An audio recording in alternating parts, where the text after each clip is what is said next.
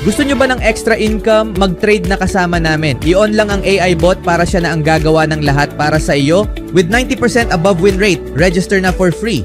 Pagkikita ni Lebron at agent ni Nikola Jokic, nilinaw. Former Warrior pumirma sa Kings sa gitna ng Westbrook news at Kuminga, nagdesisyon na sa kontrata. May $90 million offer sa Suns at Kings. Laging mas malaki ang mga ambisyon ni na LeBron James at Maverick Carter kaysa sa basketball. At ang kanilang pinakabagong high-profile na pagkikita sa France ay lalo lamang nagpasiklab sa mga usap-usapan. Sa isang larawan na naging trending kamakailan sa Instagram, nakita sina Lebron at Carter na nagpapahinga sa isang yate kasama si Misko Rasnatovic, ang matagal ng European agent ng NBA superstar na si Nikola Jokic. Habang unang nagdulot ito ng haka-haka tungkol sa posibleng trade sa pagitan ng Lakers at Nuggets, may mga bagong ulat na naglalantad ng mas malalim na kwento, isang istorya na walang kinalaman sa kanilang kasalukuyang mga teams. Ayon sa Front Office Sports, ang pagkikita nila ay hindi tungkol kay Jokic sa Nuggets o anumang posibleng galaw sa NBA.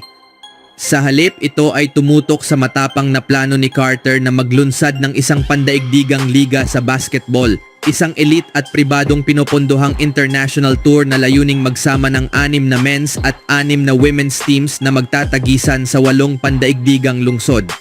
Suportado ng mga mamumuhunan at umano'y naghahanap ng $5 bilyong na pondo, maaaring baguhin ng proyektong ito ang tanawin ng international basketball at lumikha ng alternatibong plataporma para sa mga elite level na atleta sa labas ng NBA at EuroLeague.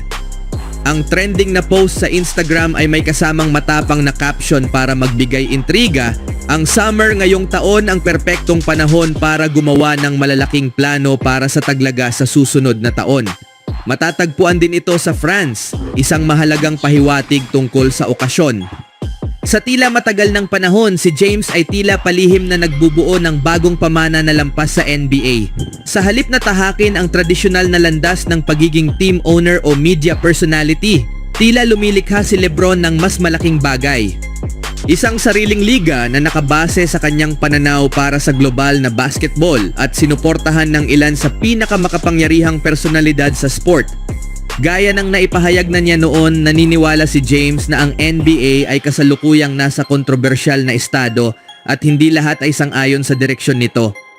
Para sa kanya, halos hindi na niya makilala ang liga ngayon at naniniwala siyang ang negatibong usaping media ay nakaambag sa unti-unting pagbagsak nito. Sa normal na sitwasyon, limitado lang ang kapangyarihan ni James para impluwensyahan ang basketball. Ngunit sa sarili niyang posibleng pandaigdigang liga, magiging malaya siya na magtakda ng mga panuntunan at magtatag ng bagong pamantayan kung ano ang pwedeng gawin ng mga dating atleta pagkatapos ng kanilang career. Maaari siyang lumikha ng panibagong pamana na hihigit pa sa kanyang mga nagawa bilang player. Walang dudang kakailanganin nito ng oras at malaking puhunan, pero si Lebron ay may sapat na resources para maisakatuparan ito, lalo na kung kasama niya sina Maverick Carter at Misko Rasnatovic. Kung magiging matagumpay ang bagong ligang ito ay maaaring maging susunod na hakbang para sa kapangyarihan ng mga dating player matapos ang NBA, isang ganap na bagong modelo para sa global na kompetisyon, pagpapalago ng brand at pangunguna ng mga atleta sa negosyo. At bagaman ito'y nasa maagang yugto pa lang, malinaw na ang bisyon. Hindi lang hinuhubog ni James ang kasaysayan ng basketball, isinusulat niya muli ang plano para sa hinaharap nito. Sa sumunod na balita naman, matapos magtala ng 40 panalo at 42 talo at makita ang kanilang season na matapos sa play-in tournament laban sa Dallas Mavericks, naghahanda ang Sacramento Kings na palakasin ang kanilang roster para sa isa pang pagtakbo sa playoffs. Iniulat ng NBA insider na si Michael Scotto ngayong araw na pinirmahan ng Kings si guard Dequan Plowden sa isang two-way contract. Isa rin ang Kings sa mga itinuturing na nangunguna sa career na pumirma kay free agent guard Russell Westbrook. Naglaro si Plowden para sa Atlanta Hawks noong nakaraang season. Sa 6 na laro, nagtala siya ng average na 7 puntos at 2 rebounds sa loob ng 12 minuto kada laro. Nag-shoot siya ng 64% mula sa field at 53% mula sa 3-point range. Na-trade siya mas maaga ngayong summer patungong Phoenix Suns sa isang malaking 7-team deal. Natampok ang 15 beses na NBA All-Star na si Kevin Durant na ipinadala mula Phoenix patungong Houston Rockets. Kasama rin sa trade na iyon ang Brooklyn Nets, Golden State Warriors, Los Angeles Lakers at Minnesota Timberwolves.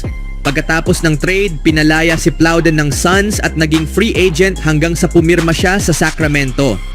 Sa kanyang taas at timbang, posible siyang makapagbigay ng epekto sa roster ng Kings na ngayon ay pinangungunahan ni DeMar DeRozan, Malik Monk, Keegan Murray, Zach LaVine, Markelle Fultz at Domantas Sabonis. May interes ang Kings na idagdag si Westbrook, isang siyam na beses na NBA All-Star sa kanilang backcourt, kung saan sasama siya kina Monk, Fultz at LaVine. Gayunpaman, nababanggit din ng Sacramento sa mga trade rumor kaugnay ni Jonathan Kuminga ng Golden State Warriors na maaaring makaapekto sa desisyon nila tungkol kay Westbrook. Speaking of Kuminga, habang nagpapatuloy ang patimpalak ng negosasyon sa pagitan nina JK at ng Golden State Warriors, nagpost ang veteran forward ng isang matapang na pahayag sa social media sa gitna ng tensyon. Ayon sa ulat, iminungkahi ng agent niya ang isang $82 milyong na kontrata. Gayunman, hindi nagkasundo ang dalawang panig. Ngayong papasok na ang Agosto, marami ang nagtatanong tungkol sa kahulugan ng cryptic o misteryosong mensahe niya sa kanyang Instagram story. Sa isang larawan na kasama niya ang kanyang agent na si Aaron Turner, ito ang isinulat ni JK, "I'll bet on myself all day." Umano'y tinanggihan ni Kuminga ang $45 milyong na offer ng Warriors dahil sa mga kondisyon ng kontrata na nagbalik sa kanila sa simula ng negosasyon. Sa nasabing deal, hawak sana ng Warriors ang buong kontrol ng kontrata at may team option para sa susunod na taon. Dagdag pa rito, mapipilitan sana si JK na isuko ang kanyang implicit no-trade clause. Dahil dito, lumalabas na nais ng kumalas niya sa Warriors at ang kanyang post sa Instagram ay tila kumpirmasyon nito.